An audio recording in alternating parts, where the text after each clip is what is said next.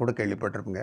இந்த பச்சை கிளிக்கொரு செவ்வந்தி பூவை தொட்டிலே கட்டி வைத்தேன். அந்த சாங்கை கூட யசோலட்சுமி அம்மா தான் பாடியிருப்பாங்க.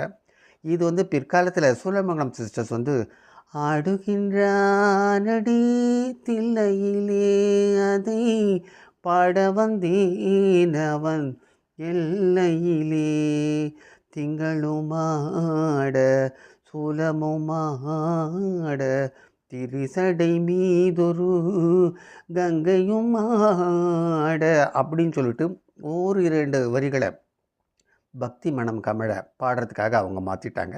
சினிமாவில் யசோலட்சுமி பாடியிருப்பாங்க. அடுத்தது வா ராஜாவா அப்படிங்கிற ஒரு படம் பார்த்துருப்பீங்க. மகாபலிபுரத்தில் தான் எடுத்திருப்பார் ஏபி நாகராஜன்.